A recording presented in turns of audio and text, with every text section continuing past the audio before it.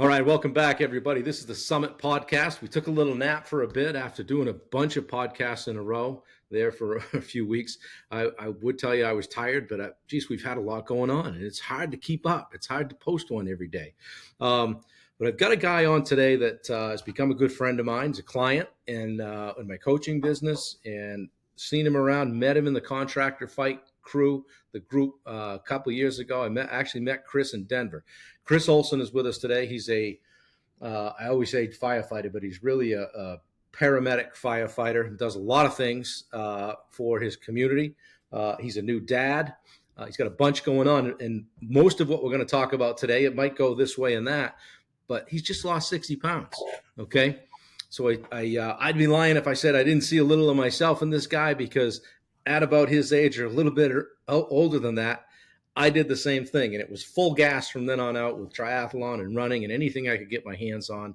So I'm excited to talk to Chris about that stuff today. Chris, first of all, congratulations on your weight loss, and thanks for joining us. I appreciate you being here. Yeah, thanks, Bob. Excited to be here. Yeah, well, I mean, jump in. Tell us a little bit about yourself. You know, when I do the podcast, like I said before we did the recording, nobody wants to hear me talk for the whole time. So I'm going to fire questions at you. We're going to talk discipline, motivation, commitment, consistency, all the things that I'm banging the drum on a weekly basis. But I guess the biggest question I have for you is what changed?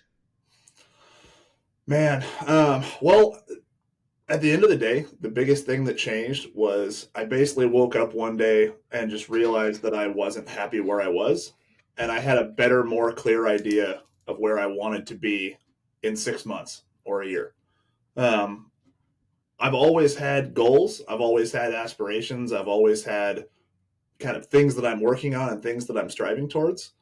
But about a year ago, last September, October, a little bit less than a year ago, I basically was just sitting at my desk right here in my office.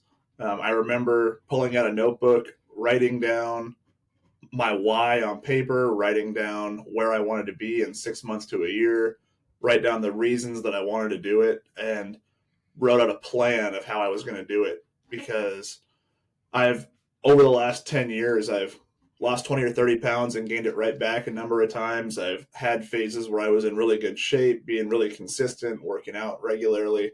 And then I've had phases where I was basically just doing nothing besides sitting at my desk, working and running around and kind of being a dumbass kid.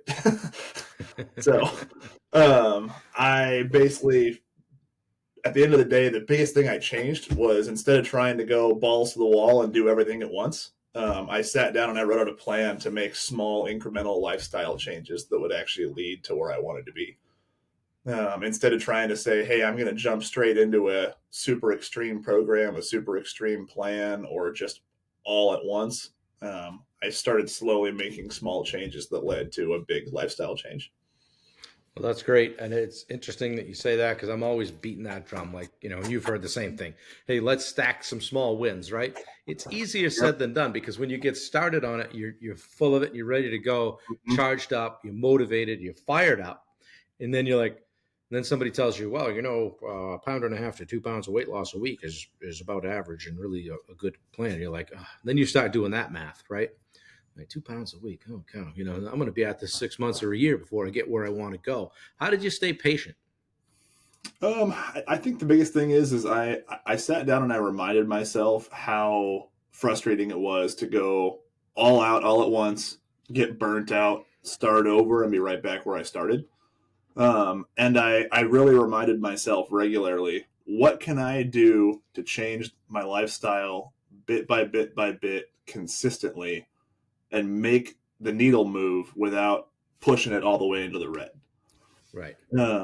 Because I realized that every time that I had done this before, I was relying mostly on motivation and not on discipline. So I'd be really motivated, really stoked, really excited, and I would do a whole lot of working out, a whole lot of eating right. I would be really good for a while, and then I would get into a stressful time or have something happen, and I'd slowly fall off the wagon and end up right back where I started. Where do you think the discipline came from this time? I think the biggest thing this time was I had a more clear why. I had a more clear reason of what I wanted to do, where I wanted to be in the future. I think being a new father has helped a lot with that because I have even more of a reason than before to basically be the example and be the person that I want to be. Sure. Because that's not just for me; it's for my whole family now. Um, yeah, I mean that's probably the biggest thing. I think the biggest thing that changed was I have a more clear understanding of why I want to be the way I want to be. It's not just this kind of theoretical goal set of like, hey, I want to be in shape. Hey, I want to be fit. Hey, I want to run a marathon. It's more specific. I want to be a capable provider for my family. I want to be an example of the kind of person that I think people should be to my kids and to my family. And I want to be physically capable of doing the things that I want to do, even when I'm older. Well, I want to be able to that's a do the good things that I point. enjoy.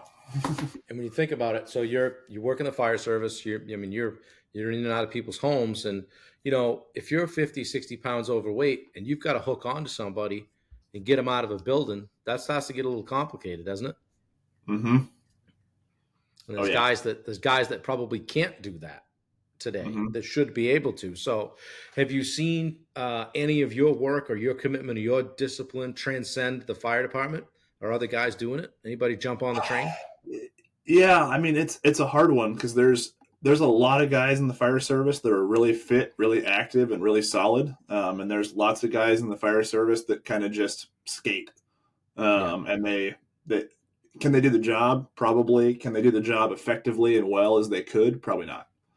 Right. And it's a culture thing. There's some departments that are better than others. I work at a department that has pretty solid culture on fitness, where almost everybody works out every shift. Mm-hmm. Um, and we have a culture of basically like, hey, you get paid to work out. If you don't work out, then what are you doing here?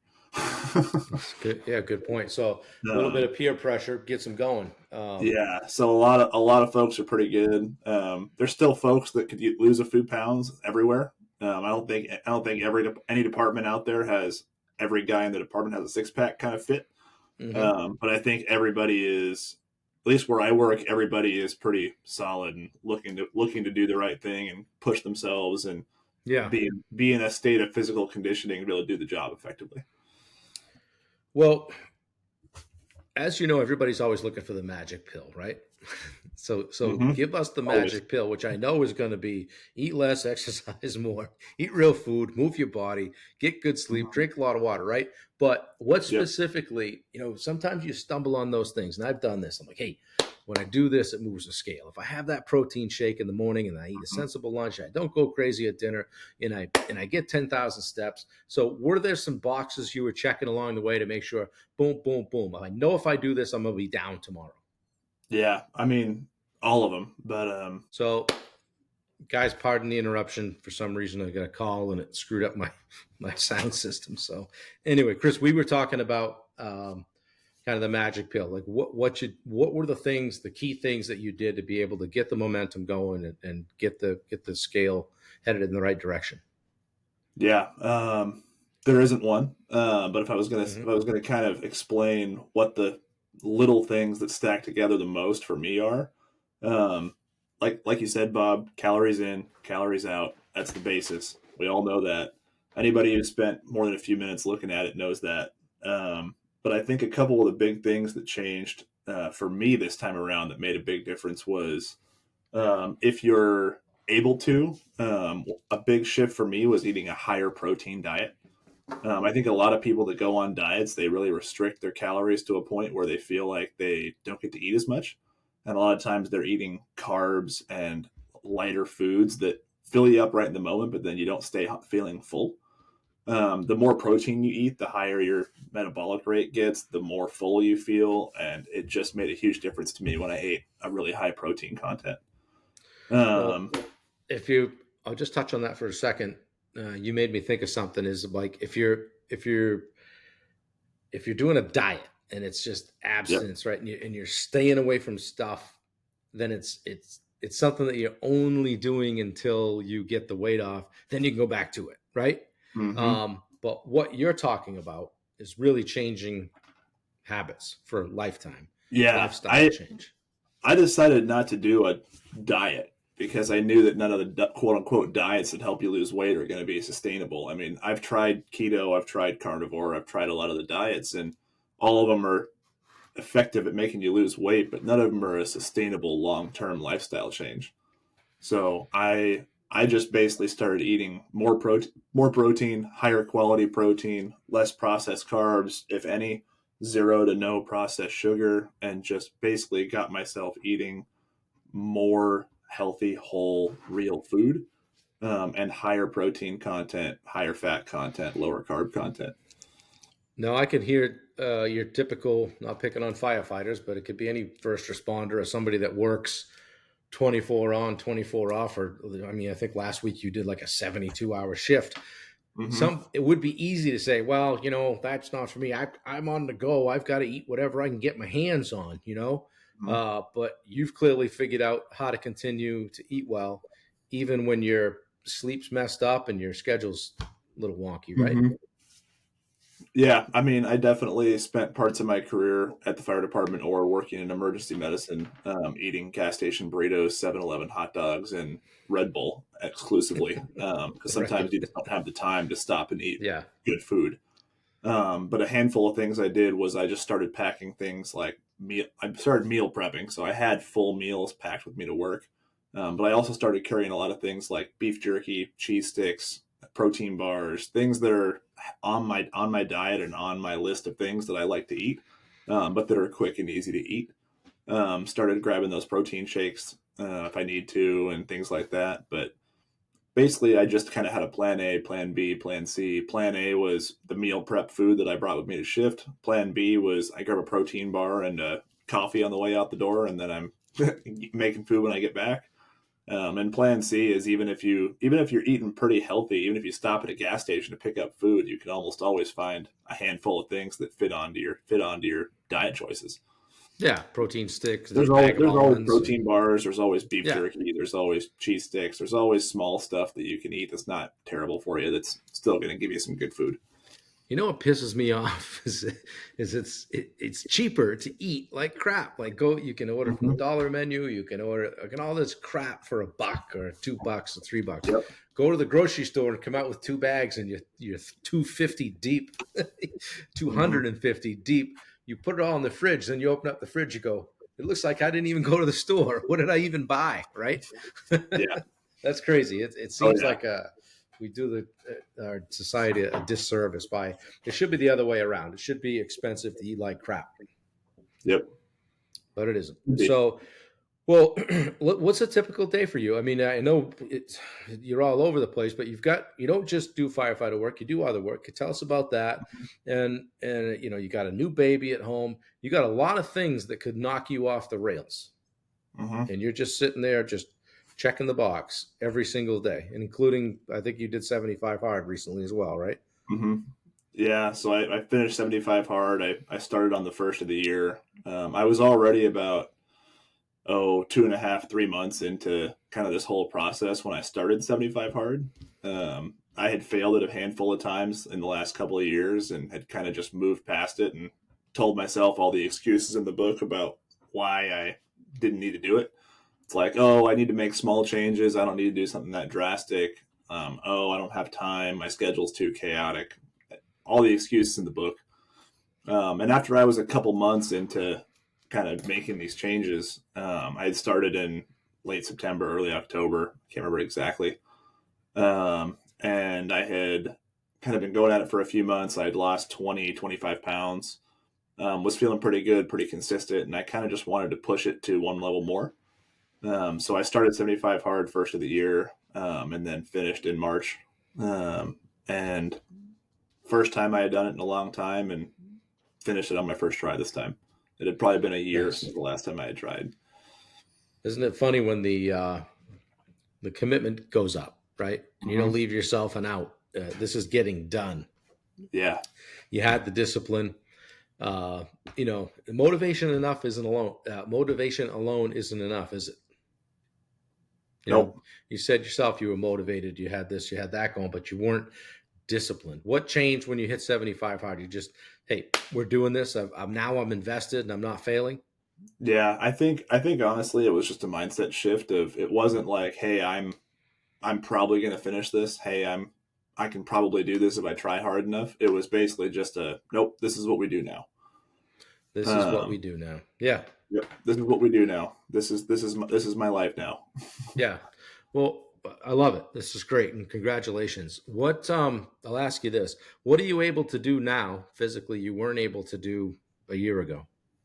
I mean, a year ago I couldn't even run more than a mile or two without being sore, and yesterday I ran 17 miles.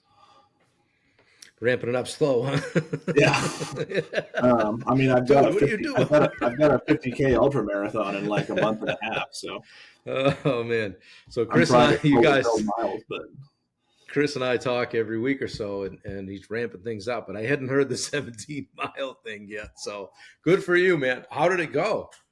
it's going good. It's actually not that much higher than my longest run before that. Yeah. I did a 12 miler a week and a half 2 weeks ago with a friend of mine. Yeah. I actually had a friend of mine who I talked into signing up for the ultra with me. So I've got two buddies that are Nice. going to run that 50K with me in October, and Well, then I'm running one by myself in August. that's a great segue into my next question was you've got some things lined up. I know what you're doing, but for everybody else, tell us what the summer looks like. You've got quite a schedule. Yeah, well, I know earlier when you asked like what's things you can do and what things you can change, I was going to say my next side tangent was going to be find a goal of something you want to do and use that as motivation because it Sure. helps fill in the gaps in that motivation when you don't feel like doing it. Right. Um, so in 6 days, I'm going to Mount Rainier to climb Mount Rainier. In 47 days in July, I've got a full marathon. In mid August, I've got a 50K ultra marathon. In September, I'm going elk hunting way up in the mountains. End of September, I'm going over to Eastern Washington for an Ironman 70.3. 2 weeks later, at the beginning of October, I've got another 50K. And then in December, I've got another marathon. I'll probably sign up for some more races in October, November, December, but Yeah, I saw a few spots in the schedule you could squeeze something in there. yeah. Well, I got a gap from October. My last ultra is October 5th, and it's probably going to be pretty much done with the season by then because ultras kind of wind down for the winter. Well, But I have a that's couple of a friends who run the Seattle Marathon in Seattle, so I'll probably do that. dude. You're an all in or all out guy, and so that's great when things are going good, when things are cooking, right? Yeah. Not so great though when we're doing the bad habits, right? Because we're, Mhm. we're like, hey, the brakes are gone, no sense steering here, right? Like, doesn't matter. I had a crap breakfast, I might as well eat a crap lunch. The day is shot in the Mhm. ass, right? So, Yep. how do you stay away from those bad days? How do you when you feel it starting to slip, or does it even slip at all now? What do you do to kind of turn it around, get back on track? It definitely does. I think the biggest thing is that because this is a lifestyle change, I don't really have that concern that I'm going to slip back into my old ways after just a day or two. So Yeah, like if I'm having a bad day, like I might not track my calories every day anymore. I do most days, but if I've got a really stressful full day, I just eat good, eat clean, but I don't track very much. hmm If I'm really having a rough week, I might have a couple of days where I take a rest day instead of a workout. But I'm pretty yep, much working out every day, more or less. I miss a day or two here and there, either a busy fire department shift, and I'd rather get some sleep than go run at 11 p.m. yep, or on days I'm at home and spending time with the family. But I mean, I'm averaging 6 to 7 workouts a week. I'm not doing the double workout a day, 75 hard right now, but I'm probably going to start phase one again soon. yeah, Um, and yeah, I mean, the little things slip a little bit, but I think the biggest thing is there's a quote that I heard once where a cheat meal doesn't have to be a cheat day, and a cheat day doesn't have to be a cheat month. right, right, Whereas before, if I went off my diet and went down the rabbit hole, it was for a while. Whereas yeah, nowadays, if I have a cookie or a piece of cake or something like that. It's a one-time thing, and then I'm Yeah. back on track. It's got to feel But it pretty doesn't good. happen very often. Yeah. Well, I know you from the entrepreneurial world too. So you've not only just got firefight going, you got a business too that you're busy with, and a new baby at home. How's that all going? It's good. Good. Business is good. Going through a big transition and a big restructuring with my construction company, and basically Yeah. closing down my old construction company, and focusing on my roof and gutter siding exterior maintenance company. It's a ton of work, but I love it. It's one more layer of kind of that protection for my family and my future. They say the Um, riches are in the niches, right? yeah, absolutely. Yeah, I mean, Good for you. when I was a do everything company, we had a lot more problems, and this company is simple, streamlined, and very niche, so it's pretty easy. Good. And you've got help with it too. So you've got your Yep. W-2, as we call it, your Yep. your platform from which you jump, and then you go and do some business on the off days. There's a lot of firefighter, police guys that do that kind of stuff. Mm-hmm. And then Almost every single ultimately, one. yeah, I mean, no secret, you kind of have to, right? Because nobody's making $1 million doing it. But Yeah. does it get stressful? All that? I mean, you got a lot going on, man. No, not really. Yeah. And I mean, honestly, here in Washington, we make enough that a lot of guys don't have to work second job. I think that a lot of them, it's just that they have so much free time. Their wives want them out of the house. Oh, they want to get out of the house. Yeah, and I know a lot of firefighters that are former plumbers, electricians, carpenters, and then when they become a firefighter, they keep their license or keep their Sure. certs, and they do it on the side. Yeah. A lot of firefighter contractors, a lot of firefighter business owners, and then a lot of firefighters also just have a second W-2 job. Yeah. So honestly, a lot of them just to keep them busy. Yeah. Well, here's a question as we kind of get toward wrapping this up. You got going. You got, I won't say off the couch, but you got moving, right? You got, hey, I got to take care of myself. What would you say to somebody that's listening to this or watching this that's thinking about starting and they've got a long way to go and they know that they know it's a big hill they've got to climb? What kind of wisdom could you offer? I think at the end of the day, I think sitting down and taking out a piece of paper or a notebook or a journal, and writing out the top 5, 6, 7, 8, 9, 10 reasons that you want to do whatever goal it is you have. Whether it's you want to run a marathon, whether it's you want to lose 30 pounds, whether it's you want to climb a mountain, you got to write out and have a really good, solid connection with why you're doing it. And then after you decide on why you're doing it and write that down, take that goal and break it up into small chunks. And like Bob was saying earlier, like you were talking about, break it up into small chunks and make small changes and stack those small wins and do it every day over and over and over and over until eventually you're checking off bigger boxes, bigger goals, and bigger accomplishments. Because none That's of this good. stuff happens overnight, and none of it's going to be something you wake up one day and you just decide, hey, I'm going to get off my couch and run a marathon. Right. I always say to people, hey, it took a while to get where you're at, right? You didn't gain 60 pounds overnight. Nope. It's gonna take a little bit. It's gonna take a little bit to turn the bus Amen. around and get it going in the other direction. So, Yep. well, cool. This has been fun. I've been wanting to do this. One of the things I've been asking everybody that comes on the podcast, and I'm building out our new Edge community Mm-hmm. on the school app. So I've been just asking people, what's your edge? What is it you go to when the chips are down? What is it that you fall back to when you have adversity? And what's different about you? What do you show up with that others don't? So I'm going to ask you, Chris, what's your edge? I think for me, it's consistency. Yeah. I think there's a little bit of my brain that once I get my mind set on something, I just figure out a way to do it. Whether that means going at it over and over and over and over and over for days, weeks, months, whatever it is. I get a little bit hyper fixated on whatever it is I'm trying to accomplish, and I drive and drive and drive until I get there. Awesome. Don't really It have an off serves you button. well. Yeah, no, you don't. I remember when I first met you, we were at the event and you guys will get a kick out of this. I keep looking at this guy beside me. And he's feverishly typing on a laptop during, through every one of the speakers. Finally tapped him on the edge of the shoulder at the end of the day. I'm like, dude, did you see any of that? He said, oh yeah, every bit. This is just how I learn the best. I take great notes and I go back and how many notes did you create at that event? That was Nash How many Vegas. pages? Right? Yeah, that's right. It Yeah. was. I mean, I think both Nash Vegas and the other event that happened that year, I think I was 30 to 50 pages of notes for both events. He was burning up the keyboard. And I'm like, yeah, well, Mm-hmm. awesome. So cool. That was my first introduction to Chris Olson.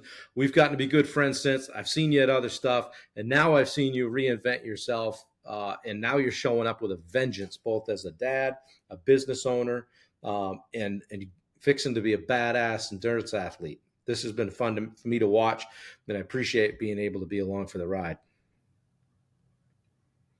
Awesome. Well, listen, is there anything you'd like to leave people with before we wrap this up?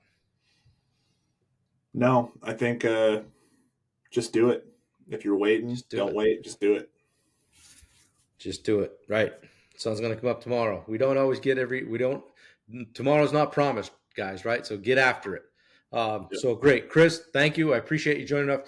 Guys, this has been Chris Olson. This has been the Summit Podcast. I appreciate you watching. If you like it, just like Frisella says, there's no fee. Share be a hoe. Share the show.